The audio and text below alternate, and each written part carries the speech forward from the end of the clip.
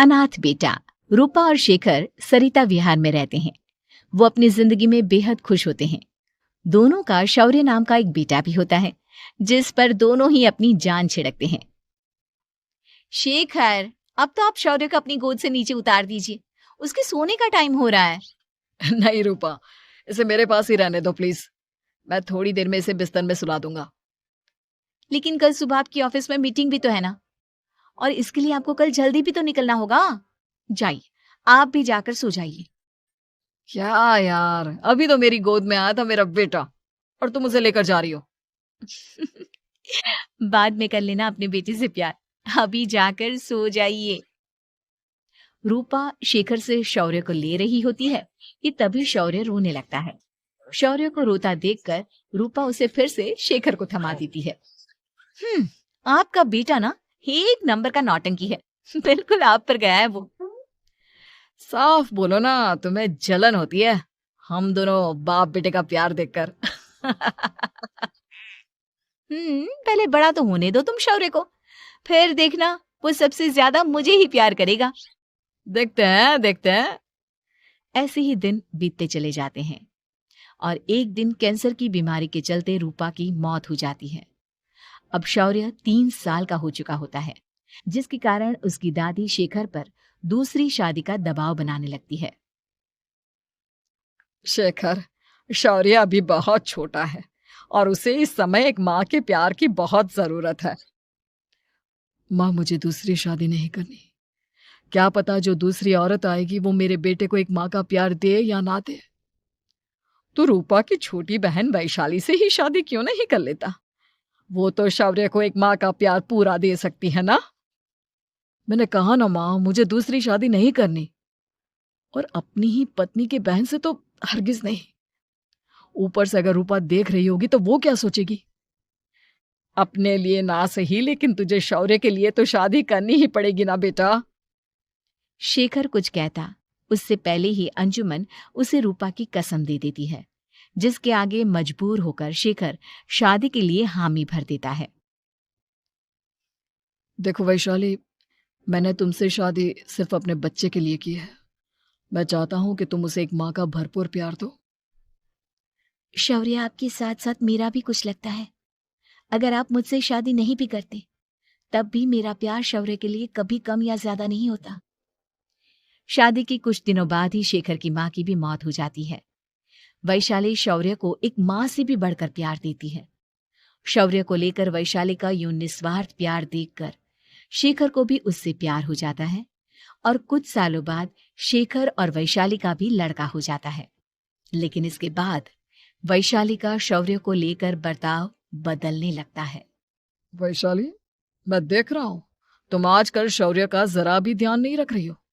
मुझे पता नहीं था कि आदित्य के होने के बाद तुम इतना बदल जाओगी। आदित्य मेरा अपना सगा खून है और शौर्य दीदी का, फिर मैं दोनों में अंतर कैसे नहीं करूं? माँ भले ही दोनों के अलग अलग है, लेकिन पिता तो एक है ना।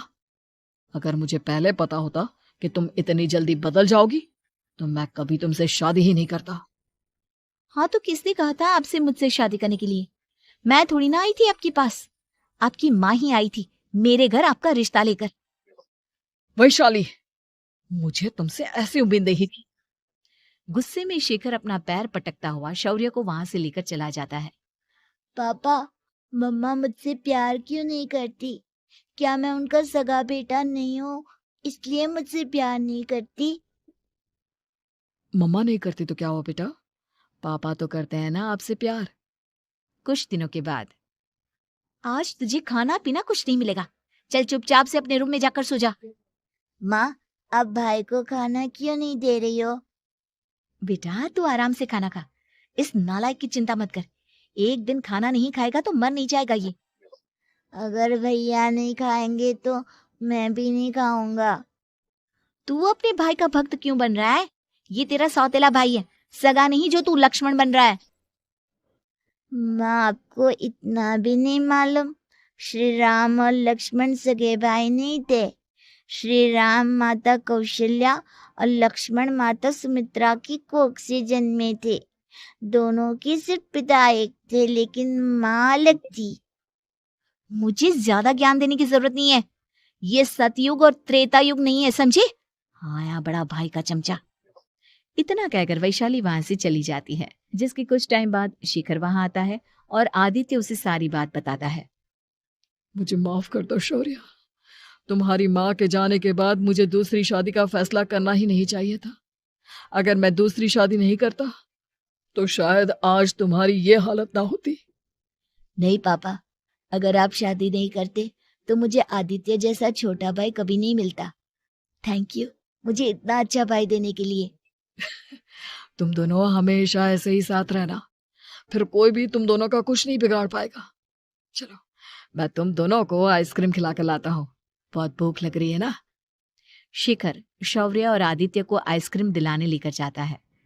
वो दोनों को पार्क में खड़ा करके आइसक्रीम लेने जा ही रहा होता है, तभी तेज रफ्तार से आती हुई एक गाड़ी उसे कुचलती है और उसी पल शेखर की मौत हो जाती है, जिसके बाद शौर्य की जिंदगी नर्क से भी बदतर हो जाती है। सुन रहे चिरकुट, इस घर के किसी भी सामान को मेरी मर्जी के बगैर हाथ मत लगाना। इन सब पर अब तेरा कोई हक नहीं है, समझा? ठीक है माँ, मैं आपकी इजाजत के बगैर किसी चीज को हाथ नहीं लगाऊंगा। चल जाकर अब पूरे घर की सफाई कर। महज 7 साल का शौर्य वैशाली के कहने पर अपने नन्हे नन्हे हाथों से पूरे घर की सफाई करने लगता है। ऐसे ही दिन बीतने लगते हैं, लेकिन मासी से माँ बनी वैशाली को उस मासूम से बच्चे पर जरा भी तरस नहीं आता। क्यों शौर्य, ये घर में इतनी गंदगी कैसे हो रही है? ढंग से सफाई नहीं की है क्या तूने? माँ, मैंने तो अच्छे से सफाई की थी, लेकिन आदित्य बार बार इधर उधर चलकर गंदा कर देता है। अच्छा, खुद से एक काम ढंग से नहीं होता और अपनी गलतियों का जिम्मेदार मेरे बेटे को ठहराता है। इतना कहकर वैशाली बांस का डंडा उठाकर शौर्य को जोर जोर से मारने लगती है। तभी वहां वैशाली के मायके वाले भी आ जाते हैं और उसकी सारी करतूतें देख लेते हैं। माँ, मैं ऐसा क्या करूं जिससे आप मुझे भी आदित्य के जितना प्यार करोगी? बोलिए ना माँ, मेरे क्या करने से आपके अंदर मेरे लिए ममता जागेगी? वैशाली शौर्य की एक नहीं सुनती, उसके ऊपर डंडे बरसाती जाती है। हद पार होते देख वैशाली की माँ उसका हाथ पकड़ती है और जोर से उसे थप्पड़ मारती है। यही सब करने के लिए तूने दामाद जी से शादी की थी? हमने सपने में भी तुझसे ऐसी हरकत की उम्मीद नहीं की थी। तू माँ नहीं, माँ के नाम पर एक धब्बा है। बस कीजिए माँ, आदित्य के इस दुनिया में आने से पहले मैंने इसे बहुत प्यार किया था, लेकिन अब जब मेरी खुद की औलाद है तो मैं किसी और के बच्चे से प्यार क्यों करूं? अरे नालायक औरत, जिसे तू किसी और का बच्चा कह रही है, वो तेरी खुद की सगी बहन का बच्चा है। बहन है तो क्या हुआ, मेरे अपने बच्चे से बढ़कर तो नहीं हो सकता ना ये कभी। अगर यही बात थी तो तू हमें पहले बता देती, हम शौर्य को अपने साथ ले जाते। उसे इस तरह प्रताड़ित करने की क्या जरूरत थी? अगर आपको लेकर जाना है ना तो ले जाइए इसे, मैं नहीं रोकूंगी। नहीं माँ, मुझे कहीं नहीं जाना, मुझे आपके साथ ही रहना है। मैं तेरी कोई माँ बाबा नहीं हूँ, तेरी माँ मर चुकी है, समझा? अब निकल जा मेरे घर से। माँ, अब बहुत गंदी हो, मुझे भी नहीं रहना आपके साथ, मैं भी भाई के साथ ही जाऊंगा। अरे तू क्यों जाएगा, तू तो मेरा सगा बेटा है, जाने दे इसे। हम यहाँ ऐश से रहेंगे, तुम्हारे पापा बहुत सारी जमीन जायदाद छोड़ गए हैं तुम्हारे लिए। नहीं माँ, मुझे भाई के साथ जाना है। आप अच्छी नहीं हो, आप बहुत बुरी हो, आप भाई को बहुत परेशान करती हो। देख वैशाली, तुझसे ज्यादा समझ तो इस मासूम बच्चे में है। ये तेरे बुरे कर्मों का ही नतीजा है, जो आज तेरी सगी औलाद खुद से तुझे ठुकरा रही है। आदित्य, तुझे इस शौर्य ने भड़काया है ना मेरे खिलाफ? नहीं माँ, मुझे किसी ने भड़काया नहीं, पर मैं सब देखता हूँ, सब समझता हूँ। भाई बहुत अच्छा है, वो आपकी जैसा नहीं है। चलिए नानी। इतना कहकर वैशाली के मायके वाले आदित्य और शौर्य को अपने साथ ले जाते हैं और इस तरह वैशाली बड़े से घर में अकेली पड़ जाती है। 2 बेटों के होते हुए भी आज उसे माँ कहकर बुलाने वाला कोई नहीं होता।